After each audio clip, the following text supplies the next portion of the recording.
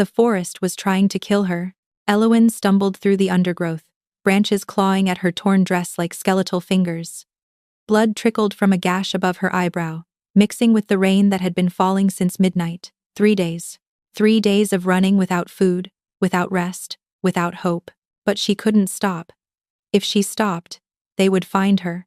Her bare feet, she'd lost her shoes crossing the river 2 nights ago, caught on a root, and she pitched forward, barely catching herself on a moss-covered trunk. The impact sent fire through her ribs, the ones Varen had cracked with his boot before she'd fled.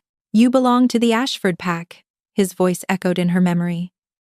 "Your gift belongs to us. Try to run, and I'll break more than your ribs." She'd run anyway. The trees began to thin, and Eowyn's chest seized. Ahead, through the curtain of rain, torches blazed in the darkness, hundreds of them, forming a massive circle around what looked like an ancient stone amphitheater carved into the hillside. Figures moved between the flames, wolves in human skin. She could sense it. More wolves than she'd ever seen, gathered in one place. No. She'd wandered into pack territory. Not just any pack territory, she realized with growing horror as she spotted the banners snapping in the wind.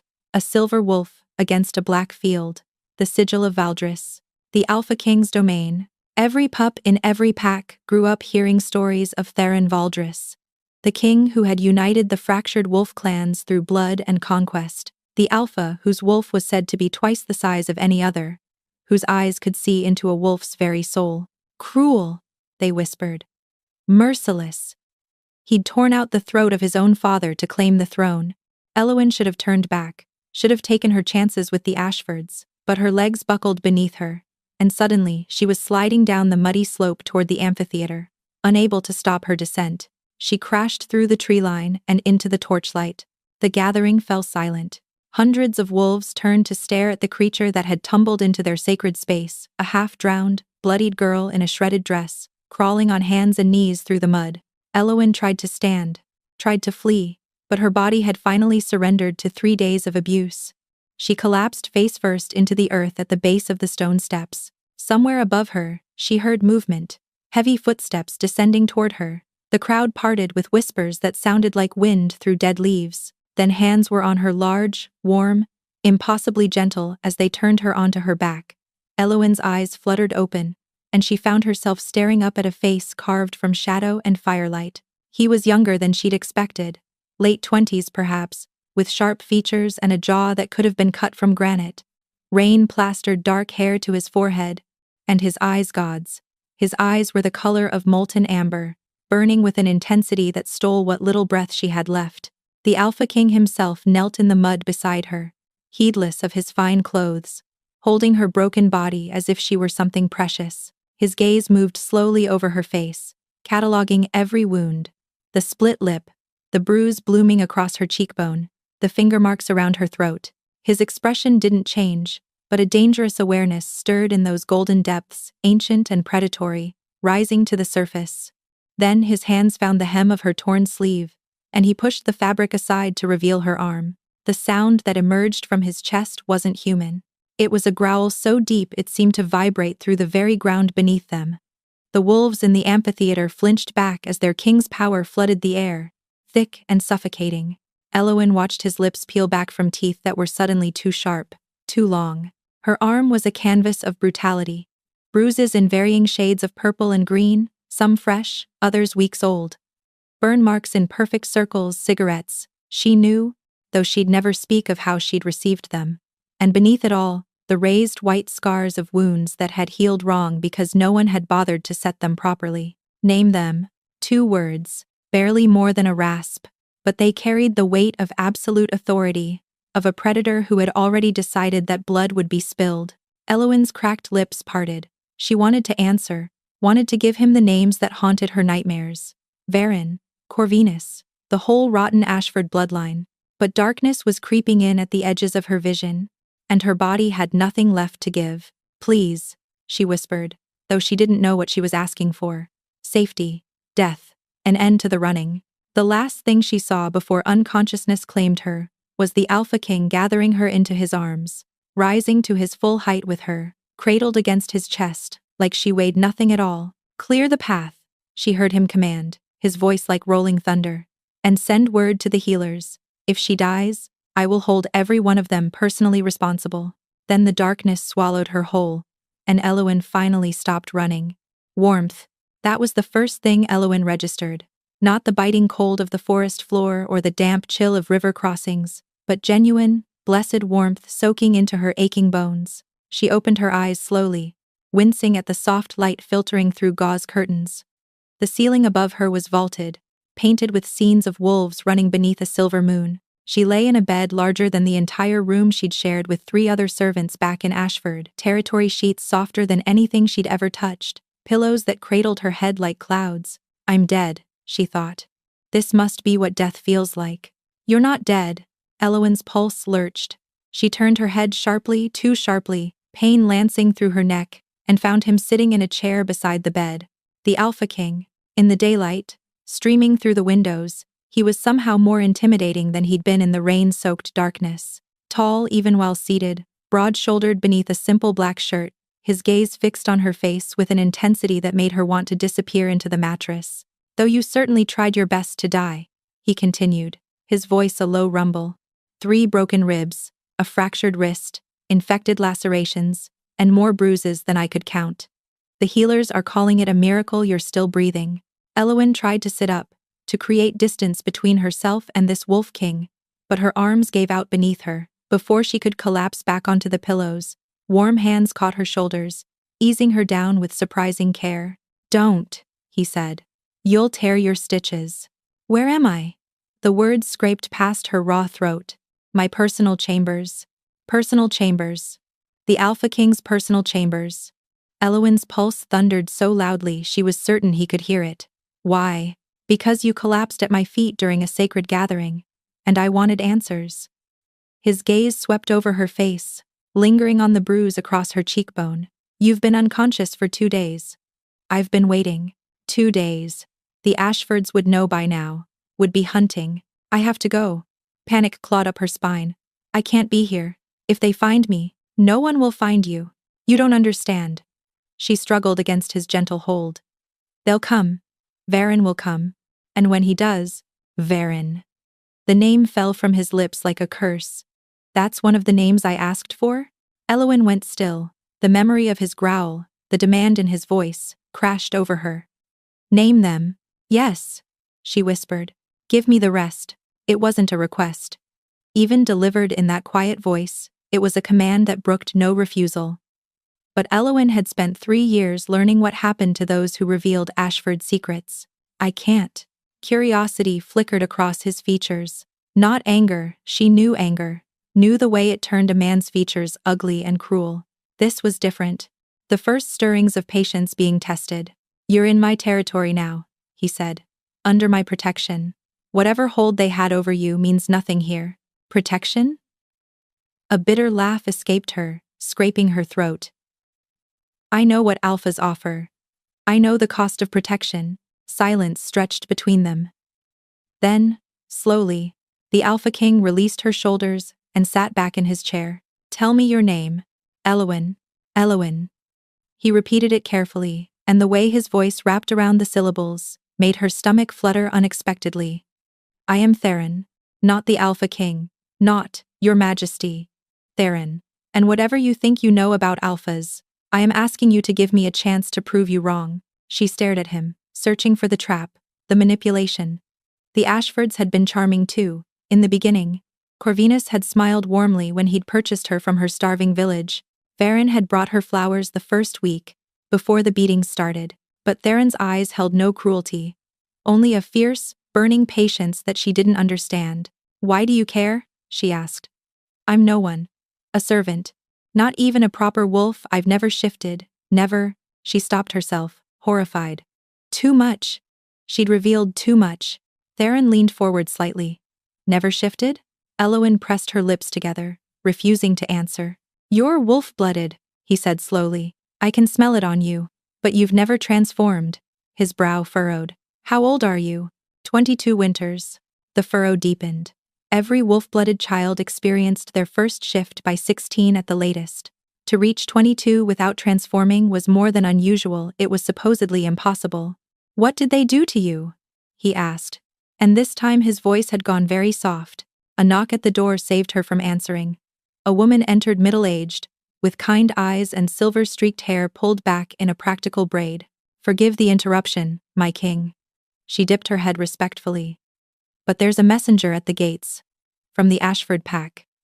Her gaze flickered to Elowin. They're demanding the return of their property. The temperature in the room plummeted.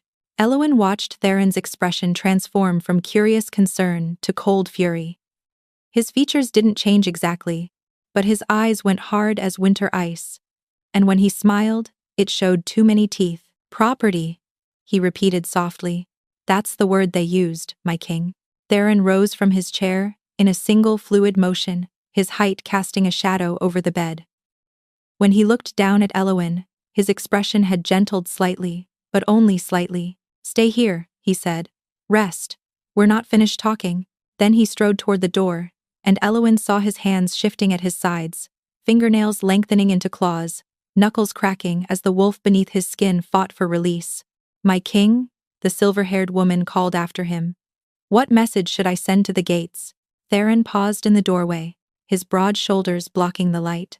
Tell them I'm delivering it personally. Elowin knew she should stay in bed as Theron commanded.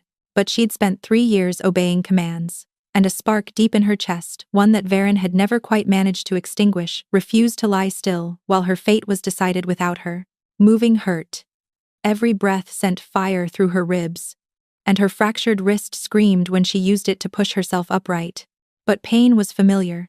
Pain was an old companion she knew how to survive. The silver-haired woman had left in a hurry after Theron, leaving the chamber door slightly ajar. Elowin swung her legs over the edge of the bed. They'd dressed her in a soft sleeping gown, she realized, and the thought of strange hands on her unconscious body made her shudder and forced herself to stand. The floor tilted dangerously. She grabbed the bedpost, breathed through the dizziness, and began to walk. The corridor outside was empty, but she could hear voices echoing from somewhere below. Raised voices. One of them she recognized, that low, commanding rumble that belonged to Theron. The other made her blood freeze in her veins. Veron. Elowin's legs nearly gave out. She braced herself against the stone wall, pulse racing, as fragments of the argument drifted up to her. Belonged to the Ashford pack by right of purchase. My father paid good silver for that girl, and I should care about your father's silver. Why, exactly? This is a violation of pack law. She's bonded property. My betrothed. Betrothed. The word hit Elowin like a physical blow. The engagement had been Corvinus's idea, a way to ensure she could never legally escape. Once mated, she would be bound to Veron until death. Their death, or hers. I don't see a mating mark on her neck. Theron's voice had dropped lower, dangerous. I don't smell your claim on her skin. All I see is a half-dead girl covered in wounds that someone spent a long time inflicting. How we discipline our property is not your concern. Everything in my territory is my concern. Elowin crept closer to the stairwell, peering down into the great hall below. Theron stood at the center, his back to her, tension visible in every line of his powerful frame. Before him stood Veron Ashford, golden-haired, handsome in a sharp-edged way, his pretty face twisted with barely concealed rage. Flanking Veron were 2 Ashford wolves, their expressions nervous. They knew, as Veron clearly didn't, that they stood in the throne room of the most powerful alpha in the realm. My father will not accept this insult, Veron said, stepping forward. Give me the girl, and we can forget this unpleasantness. And if I refuse, then there will be consequences. The Ashford pack has allies, resources. You have nothing. Theron's voice cracked through the hall like a whip. Your pack is a minor territory in the eastern foothills. Your father's allies are frightened merchants who pay you tribute because you've threatened their families. I've crushed larger packs than yours before breakfast, and forgotten their names by lunch. He took a step forward, and even from her hidden vantage point, Elowin could see Veron flinch. Here is what's going to happen, Theron continued, each word deliberate. You're going to leave my territory. You're going to tell your father that the girl is no longer Ashford property. She is under my protection now, and any attempt to reclaim her will be considered an act of war against the crown of Valdris. He smiled, that cold, wolfish smile that showed too many teeth. Do you understand? Varen's face had gone crimson with humiliation. His hands shook at his sides from fear or fury. Elowin couldn't tell. "You'll regret this," he snarled. "You don't know what she is, what she can do. She's leaving. Now." The command rolled through the hall with supernatural force. Elowin felt it even from the stairwell, the sheer weight of an Alpha King's authority pressing down like a physical thing. Varen staggered, his companions whimpering as their wolves submitted instinctively. But as the Ashford wolves turned to flee, Varen's eyes lifted and found Elowin watching from the shadows above. The smile that crossed his face made her stomach heave. "This isn't over," he called, loud enough for Theron to hear but with his gaze locked on Elowin. "She's ours. One way or another, we'll get her back, and when we do." He drew a finger across his throat in a slow, deliberate motion. Then he was gone, the great doors slamming behind him. Theron stood motionless for a long moment, his breathing harsh in the sudden silence. When he finally turned toward the stairs, he found Elowin immediately. "I told you to stay in bed." "I know."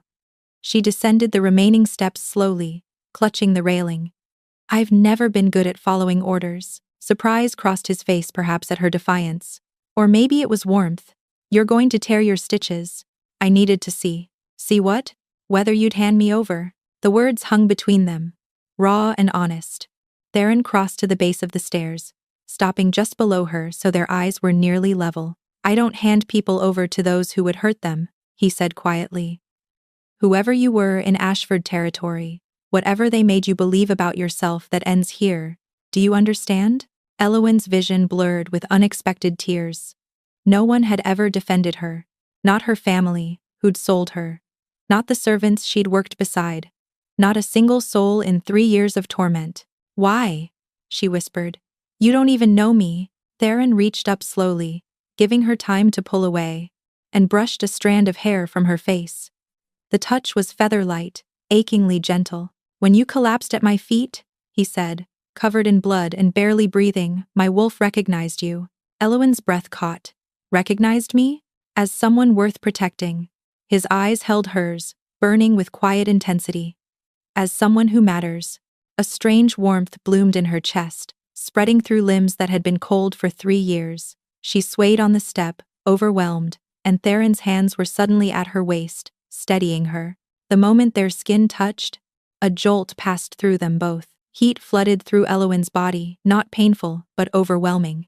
Every nerve ending came alive, hypersensitive to the press of his fingers through the thin fabric of her gown. Her fractured wrist suddenly stopped aching. The fire in her ribs cooled to nothing, and her eyes, she saw them reflected in Theron's suddenly widened gaze, flickered from brown to brilliant gold. "What?" Theron's voice came out strangled. "What was that?" Elowin yanked away from him, stumbling backward up the stairs. Her pulse pounded with terror as she stared at her hands, at the faint glow fading from her fingertips. "No, no, no, no, I'm sorry," she gasped. "I didn't mean I can't control it, please don't." "Elowin." Theron followed her slowly, hands raised in a calming gesture. "It's all right. I'm not going to hurt you. You don't understand." Tears spilled down her cheeks. "That's why they wanted me. That's why Varen, why the beatings." She was babbling now, 3 years of secrets pouring out against her will. "They discovered what I could do. They used me, made me heal them after their battles, absorb their wounds. And every time I did, I felt everything. Every cut, every broken bone. They'd hurt me to punish me, and then they'd make me heal them, and I'd feel their pain and my own. And..." She collapsed onto the stairs, sobbing, the words finally running out. For a long moment, there was only silence. Then Theron was there, sitting beside her on the cold stone steps, not touching but present, close enough that she could feel his warmth. "A pain taker," he said softly. "I've heard stories. I thought your kind was extinct." Elowin hugged her knees to her chest. "I wish I was." "Don't." His voice was fierce. "Don't ever say that." She looked at him through tear-blurred eyes. He was watching her not with disgust or avarice, not with the hungry calculation she'd seen in Corvinus's face when he'd first discovered her gift, but with what looked devastatingly like compassion. "When you touched me," he said slowly, "my shoulder, the old wound that's ached for 10 years, it stopped hurting." Elowin's stomach dropped. I didn't mean to. It just happens sometimes. And your wrist. He nodded toward her arm. It was fractured this morning. Now you're moving it freely. She looked down, realizing with a start that he was right. Her wrist no longer throbbed. The bone had been healed? But she hadn't taken anyone's pain. She hadn't felt the transfer at all. I don't understand, she whispered. Theron's gaze burned into hers. Neither do I. But I intend to find out.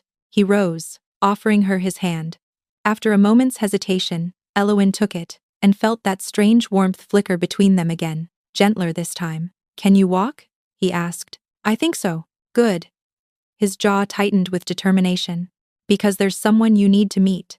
Someone who might be able to explain what's happening to you. Who? Theron's expression was unreadable as he led her toward a corridor she hadn't noticed before, one that descended deep into the mountain. My grandmother, he said. The last wolf alive, who remembers the old magic. And far below, in the darkness beneath the castle, ancient eyes opened as if awakened by a call they'd been waiting centuries to hear. The passage beneath the castle wound deeper than Eowyn had imagined possible, carved through living rock that glittered with veins of silver ore. Torches flickered in iron sconces, casting dancing shadows that seemed to move with purpose. How old is this place? Eowyn asked, her voice echoing off the ancient stone. Older than the castle above. Theron walked close beside her, his presence both intimidating and strangely comforting. Older than recorded history, according to my grandmother. The first wolves built these tunnels when our kind still lived in hiding. The passage opened into a vast cavern, and Eowyn stopped breathing. The space was enormous, a natural cathedral carved by water and time. Crystals embedded in the ceiling caught the torchlight and scattered it like stars. At the center of the cavern sat a pool of water so still it looked like black glass. And beside it, in a chair that seemed grown from the stone itself, sat the oldest woman Eowyn had ever seen. Her hair was pure white, flowing past her shoulders like a river of moonlight. Her face was a map of wrinkles, each line telling a story Eowyn couldn't read. But her eyes, when they opened and fixed on Eowyn, were sharp as broken glass, and the same amber gold as Theron's. Grandmother. Theron inclined his head respectfully. I've brought someone who needs your wisdom. The ancient wolf studied Eowyn for a long, uncomfortable moment. Then she smiled, revealing teeth that were still surprisingly sharp. A pain taker. Her voice was like wind through dry leaves. I wondered if I would live long enough to see another. Eowyn glanced at Theron. You told her? I didn't need to tell her anything. He gestured toward his grandmother. Seraphine has gifts of her own. The sight, Seraphine confirmed, tapping one gnarled finger against her temple. I saw you coming, child, 3 moons ago, in a vision of fire and blood, a girl who carries the wounds of others, collapsing at the feet of the Wolf King. Her unsettling gaze shifted to Theron, though the vision showed more than collapsing. Eventually, a flush crept up Theron's neck. Grandmother. What? The old wolf's smile turned mischievous. I'm ancient, not blind. The bond is already forming between you. Can you not feel it? Eowyn's pulse quickened. Bond? What bond? Seraphine beckoned her closer with a crooked finger. Come, child. Sit. Let me see what the Ashfords tried so hard to suppress. Eowyn approached the pool slowly, lowering herself onto a smooth stone beside Seraphine's chair. The old wolf's hand, surprisingly warm despite its papery skin, closed around her wrist. They beat you to keep you weak, Seraphine murmured, her eyes going distant. Fed you barely enough to survive. They knew, you see, they knew that if you ever reached your full strength, you could do more than take pain. Her grip tightened. You could give it back. Give it back? Eowyn shook her head. I don't understand. Pain takers are healers. Yes, but the old texts speak of another ability, one that emerges only when the gift-bearer finds their true mate. Seraphine's gaze focused sharply on Eowyn's face. You can absorb suffering, but you can also release it. Every wound you've ever taken, every moment of agony you've endured, it's stored inside you, child. Waiting. The words hit Eowyn like a physical blow. Every beating, every burn, every cracked rib and blackened eye, and shattered hope. It was all still there, coiled inside her like a sleeping serpent. The Ashfords knew, Theron said, his voice rough. That's why they wanted to keep her. to use her as a weapon she can only fully become with a mate bond to anchor her power. Seraphine released Elowen's wrist and turned to her grandson. Which brings us to the problem at hand. The bond between you has already begun. Your wolf recognized her the moment she collapsed at your feet. Hers is calling to you even now, though it's been caged so long she doesn't know how to hear it. Elowen's chest tightened. What happens if the bond isn't completed? Seraphine's expression softened with pity. It will tear you both apart. Incomplete mate bonds are poison, child. The longing grows until it becomes madness. Your wolf will rage against its cage until it destroys you from within. Then we complete it, Theron said immediately. Whatever it takes. It's not that simple, Seraphine shook her head. A mate bond requires both parties to accept it willingly. And this girl has spent 3 years learning that wolves bring only pain. Her heart is armored against the very thing that could save her. The cavern fell silent, except for the soft drip of water somewhere in the darkness. Elowen stared at her hands, mind reeling. A mate bond. With the Alpha King. The very concept should have terrified her. Another chain, another master, another wolf with power over her body and soul. But when she looked at Theron, at the concern in his eyes, the careful distance he maintained even now, the way he'd defended her without expecting anything in return, she felt an unfamiliar emotion rising through the fear. Hope. I need time, she whispered. To understand, to trust. Then you shall have it. Theron's voice was firm. I won't force anything on you, Elowen. Whatever happens between us will be your choice. Seraphine made a sound that might have been approval. The wolf learns patience. Perhaps there's hope for your bloodline yet. Before Theron could respond, a howl echoed through the tunnels, long and urgent, and laced with alarm. His entire demeanor transformed. One moment, he was the patient man offering her time. The next, he was the Alpha King, power radiating from him in waves that made the torchlight flicker. Stay with my grandmother, he commanded, already moving toward the passage. Do not leave this cavern. What's happening? He paused at the tunnel entrance, and when he looked back, his eyes had begun to shift to molten gold, the wolf rising to the surface. The Ashfords, he growled. They've come for you. Then he was gone, leaving Elowen alone with the ancient seer and the terrible knowledge that war had followed her into the only sanctuary she'd ever found. The battle raged above them. Elowen could hear its snarls and screams, and the clash of wolves in combat echoing down through the stone. Each sound made her flinch, her body conditioned by years of violence to expect pain. He's strong, Seraphine said calmly, as if discussing the weather. The strongest alpha in 3 generations. The Ashfords are fools to challenge him on his own ground, but there are so many of them. Elowen had seen the Ashford pack. Hundreds of wolves, all loyal to Corvinus's brutal rule. Numbers mean nothing against true power. Seraphine's eyes had gone distant, watching events Elowen couldn't see. Theron has already torn through their front lines. Varen is fleeing. Corvinus himself has entered the fight. The old wolf's expression flickered. Ah, what?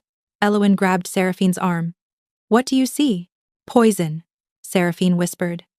The Ashfords coat their claws in wolfsbane extract. One scratch won't kill an ordinary wolf, but enough of them.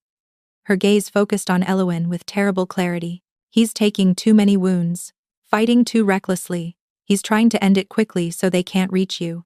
A crack formed in Elowen's chest, spreading outward like fractures in thin ice. She was on her feet before she realized she'd moved, racing toward the tunnel passage. Child, wait. But Elowen was already running, following the sounds of battle upward through the winding stone corridors. Her healed body moved freely now.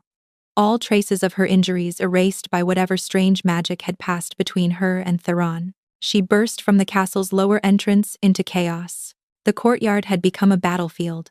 Wolves in various stages of transformation clashed under the pale moonlight, blood darkening the cobblestones. And at the center of the carnage stood Theron, no longer human, but a massive black wolf with eyes like molten fire. He was magnificent, terrifying, and he was wounded. Elowen could see the slashes across his flank, the bite marks on his shoulder, the way he favored his left foreleg. Green-tinged foam flecked the edges of his wounds, the wolfsbane doing its work. A gray wolf lunged at Theron's throat. The Alpha King caught it mid-leap, jaws closing around its neck with a sickening crunch. but the effort cost him. He staggered, his great body swaying. Theron. The scream tore from Elowin's throat without thought. Every wolf in the courtyard turned toward her, including the massive golden wolf that could only be Corvinus Ashford. Time seemed to slow as the Ashford Alpha changed direction, abandoning his attack on Theron to charge toward Elowin instead. His eyes gleamed with vicious triumph. If he couldn't have her, he would destroy her. Elowin stood frozen, watching death approach on four legs. Then a black blur intercepted the golden wolf, and Theron's jaws locked around Corvinus's throat. They crashed to the ground in a tangle of fur and fangs. Corvinus was larger, but Theron was faster, more savage. He tore into the Ashford Alpha with a fury that spoke of more than battle. This was vengeance for every bruise on Elowin's skin, every scar on her body, every tear she'd been forced to shed. When it was over, Corvinus lay still on the blood-soaked stones. The remaining Ashford wolves fled into the night, their pack broken. Theron stood over his fallen enemy, chest heaving, and then his legs buckled. Elowin ran to him, sliding to her knees beside his massive wolf form. Up close, the wounds were even worse than she'd feared. The wolfsbane had spread through his system, blackening the veins around each injury. "No," she breathed, pressing her hands to the largest wound on his flank. "No, no, no. You can't die. You can't." The power rose unbidden, that strange warmth flooding from her chest into her palms. But this time, she didn't try to suppress it. She pushed it outward, into Theron's broken body, willing the poison to flow into her instead. Agony exploded through her veins.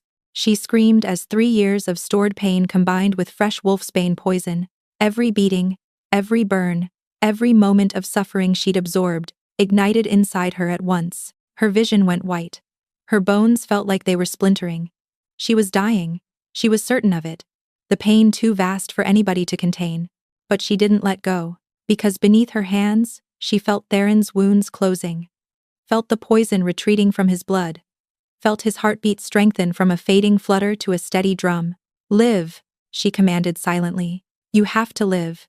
The last thing she heard before darkness claimed her was a wolf's howl, anguished and desperate, and somehow calling her name. Elowin drifted in a sea of pain. Sometimes, she was aware of voices Theron's, rough with worry.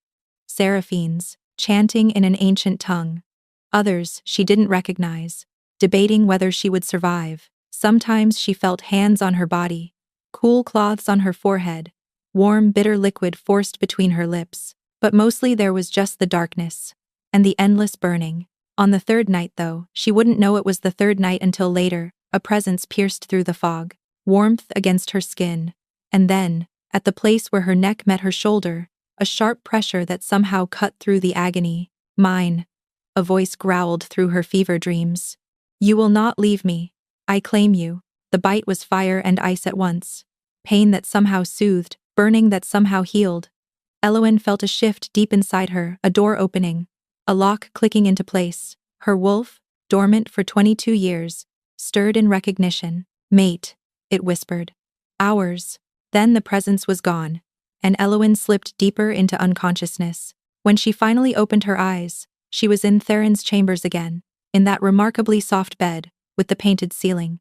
Moonlight streamed through the windows, painting everything in shades of silver, and Theron was there, asleep in the chair beside her. He looked terrible. Dark circles shadowed his eyes. His jaw was covered in several days' worth of stubble. His clothes were wrinkled, as if he hadn't changed them since the battle. Elowin's hand moved instinctively to her neck and found a tender spot where his teeth had marked her. He'd claimed her. While she lay dying, he'd given her his mark. She should have been furious, should have felt violated, owned, trapped. But the bond humming through her veins told a different story. This wasn't ownership, it was salvation. He'd anchored her to life when her spirit had been slipping away. Elowin tried to sit up and immediately regretted it. Every muscle in her body screamed in protest. She must have made a sound, because Theron's eyes snapped open instantly. "Elowin." Her name fell from his lips like a prayer. He was out of the chair and kneeling beside the bed in a heartbeat, his hands hovering over her as if afraid to touch. "You're awake. Thank the gods, you're finally awake. How long?" Her voice came out as a croak. 5 days. His eyes glistened. 5 days of watching you burn with fever? Listening to you scream in your sleep, not knowing if you would ever. He stopped, jaw clenching against emotion. You almost died. So did you. That's different. How? He stared at her, as if she'd asked the most incomprehensible question. Because I'm not. You're. He exhaled sharply. You can't do that again. Whatever you did, taking the poison into yourself, you can't. I forbid it. Despite everything, the pain, the exhaustion, the confusion, Elowen felt her lips twitch toward a smile. You forbid it? Yes. And if you're dying? If the only way to save you is, then let me die. His voice cracked on the words.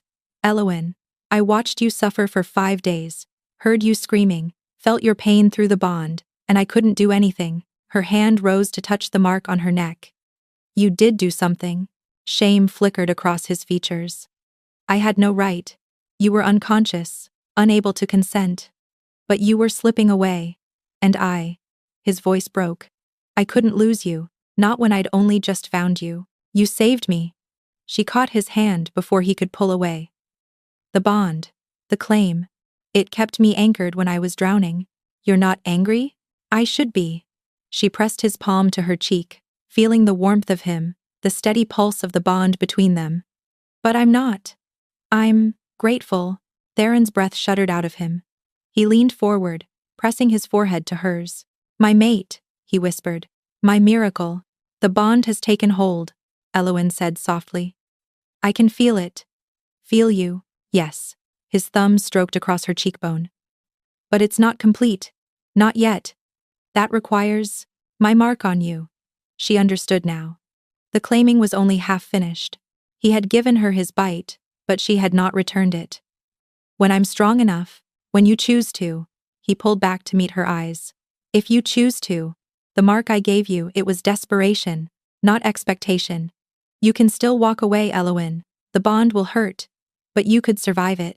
She looked at this wolf king kneeling beside her bed, offering her freedom even after he'd saved her life. Everything she'd learned about alphas told her this was a trap, that kindness was just cruelty in disguise, but her wolf knew better. And for the first time, she was ready to listen. I don't want to walk away, she whispered. I want to stay. The smile that broke across Theron's face was like dawn after endless night. 3 weeks of healing. 3 weeks of learning what it meant to be cherished, instead of owned. Elowen stood on the balcony of their shared chambers, watching the sun set over the mountains of Valdris. Behind her, she could hear Theron speaking with his advisors about trade agreements and border patrols, the mundane business of ruling a kingdom. Our kingdom, she reminded herself, still marveling at the thought.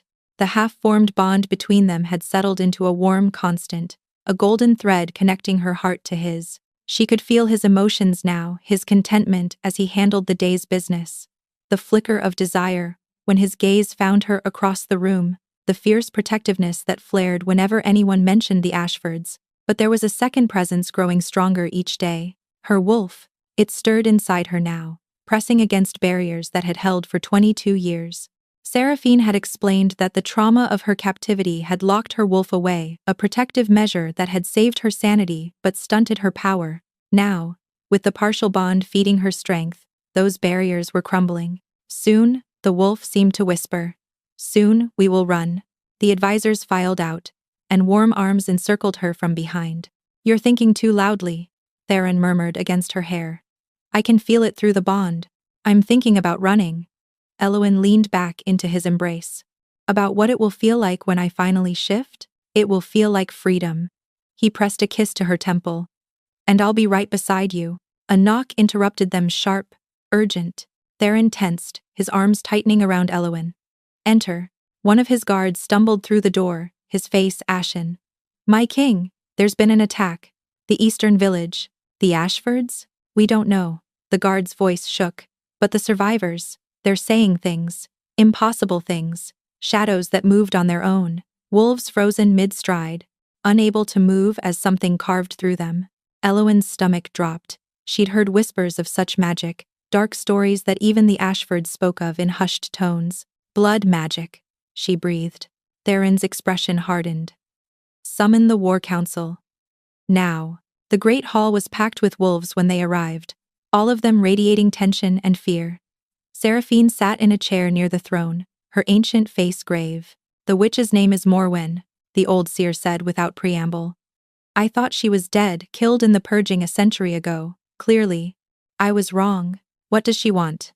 Theron demanded. "The same thing all practitioners of blood magic want. Power." Seraphine's gaze found Elowen. "And she's found a way to get it." Varen Ashford offered her an irresistible prize in exchange for her services. Elowen's breath caught.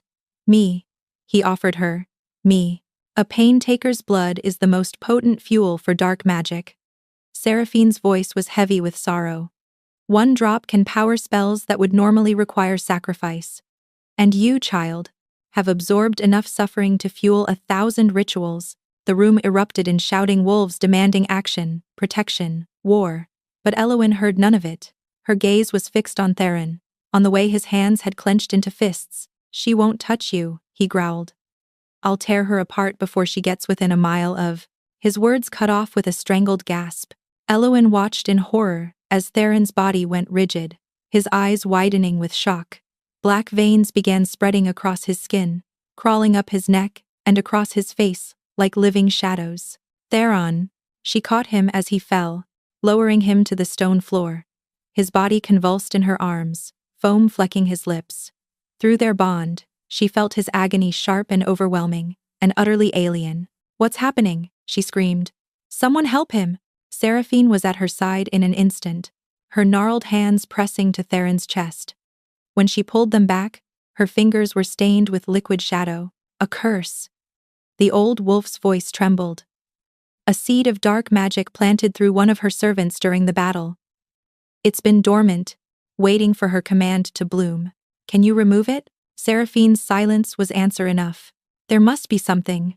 Tears fell onto Theron's convulsing face. "Some way to save him, please. The curse feeds on his life force." Seraphine closed her eyes. "By dawn, it will consume him completely." "No. No." Elowen clutched Theron's body to her chest, feeling his heartbeat weaken with each passing moment. This couldn't be happening. Not now. Not after everything they'd survived. "There is one possibility." Seraphine's voice was barely a whisper. "But it would require a sacrifice I cannot ask of you. Anything." Elowen didn't hesitate. "I'll do anything. The curse can be drawn out, transferred to another host, but only someone bonded to him could survive the process. And even then." The old wolf's hand found Elowen's cheek. "The amount of dark magic involved would trigger your transformation. Violently, painfully. Most wolves die in forced shifts. And if I don't try, he dies anyway." "Yes."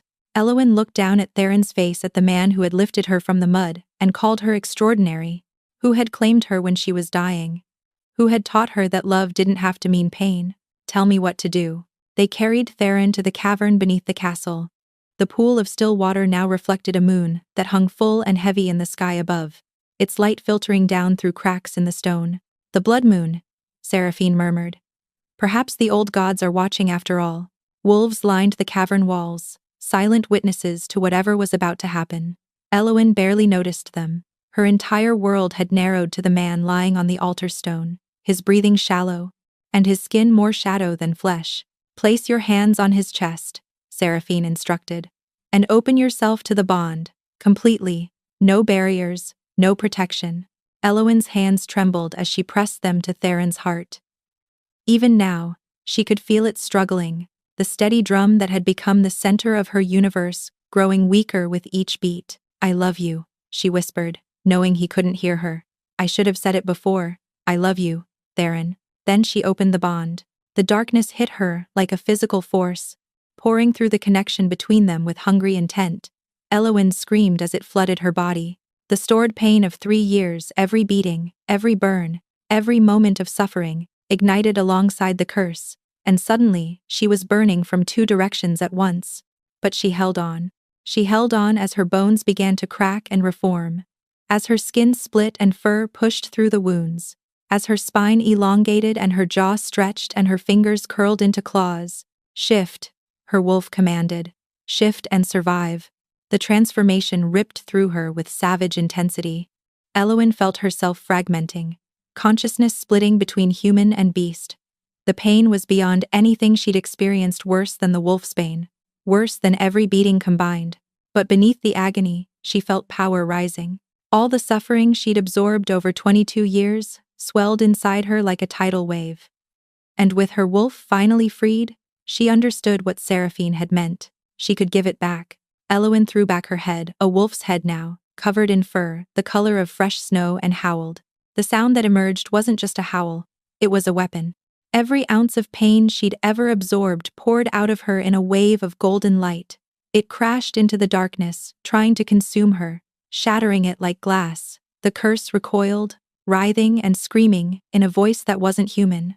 And then, from the shadows of the cavern, Morwen emerged. The witch was ancient, with skin like cracked parchment and eyes that burned with hellfire. Behind her stood Varen, his golden hair stained with soot and his handsome face twisted with triumph.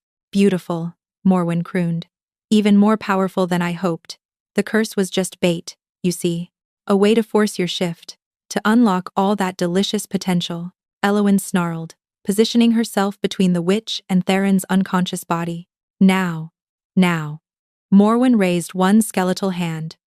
"Don't make this difficult. Come with me willingly, and I'll let your precious king live. Resist, and I'll make you watch as I—" She never finished the sentence. Elowen lunged, faster than she'd known she could move. Her jaws closed around the witch's throat, and she released everything she had left, every drop of stored agony, every moment of suffering, every scream she'd ever swallowed. Morwen's shriek shattered crystals in the ceiling as she crumbled to dust. Varen tried to run, but the wolves lining the cavern walls moved as one, blocking his escape. He fell to his knees as Elowen padded toward him, her white fur splattered with the witch's remains. "Please." His pretty face crumpled with terror. "Please, I'll do anything. I'll leave. I'll never come back. And I'll—" "You hurt me," Elowen thought, and somehow she knew he could hear her. "For 3 years, you made my life a nightmare." She lowered her muzzle until she was inches from his face. "But I'm not broken. I never was." Then she turned her back on him. "Take him to the dungeons," a voice commanded. "The king will decide his fate." But Elowen was already moving back to the altar, shifting mid-stride until she stood beside Theron, in human form. Naked, trembling, covered in sweat and blood but whole. The darkness had completely retreated from Theron's skin. His breathing was strong, his heart beat steady. And as she watched, his eyes fluttered open. "Elowen?" His voice was hoarse. "What happened?" She laughed, a sound that was half sob, and pressed her forehead to his. "I saved you," she whispered. "I shifted. I destroyed the witch." Her hand found his cheek. "I became what I was always meant to be." Theron's arms came around her despite his weakness. Show me your wolf." She shifted again, easier this time. When she stood before him on 4 legs, Theron's expression was one of pure wonder. "White as snow," he murmured, reaching out to touch her fur. "Beautiful." He shifted too, his black wolf rising to stand beside her white one. For a long moment, they simply looked at each other, 2 halves of a whole, nearly united. Then Elowen did what instinct demanded. She moved forward, her muzzle finding the spot where his neck met his shoulder, and bit down, claiming him, completing the bond, making him hers as surely as she was his. Theron's howl of joy echoed through the cavern, joined moments later by every wolf present. The sound swelled and grew, until it seemed to shake the very mountain. When they shifted back to human form, Theron gathered her in his arms and kissed her with a desperation that spoke of almost loss and overwhelming relief. "My mate," he said against her lips. "My queen. My king," she answered. "My home." 1 year later, Elowen stood at the balcony of the royal chambers, watching the sun rise over the kingdom of Valdris. Below, wolves in both human and beast form were preparing for the day's celebration, the anniversary of the Alpha King's mating. Arms encircled her from behind, and she leaned back into Theron's familiar warmth. "You're awake early," he murmured. "Someone kept me up late." "Complaints?" "Never." She turned in his arms, rising on her toes to kiss him softly. Through their bond, she felt his contentment deep and steady and absolute. "I was thinking about the girl I used to be," she admitted. "The one who believed wolves only brought pain." "And now?" Elowen smiled, her hand moving to rest on the slight swell of her belly. a secret she'd been saving for today. Now I know that wolves bring everything, she said. Pain and healing, fear and safety, loneliness and, she guided his hand to cover hers, family.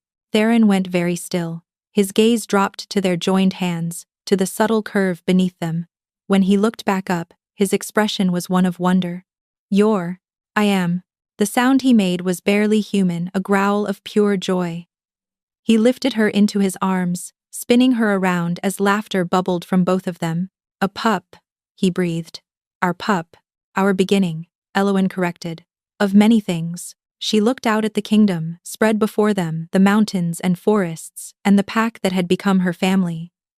At the ancient seer who had become her mentor, and the wolves who had become her friends, at the mate who had seen her at her most broken and called her extraordinary. I love you, she said. Theron pressed his forehead to hers, and through their bond, she felt his response. Not just words, but emotion so vast it nearly overwhelmed her. And I love you, my queen. My heart, my home. In the end, that was what she'd truly found. Not just a mate or a kingdom, or a power she'd never known she possessed. She'd found home, and she would never run again.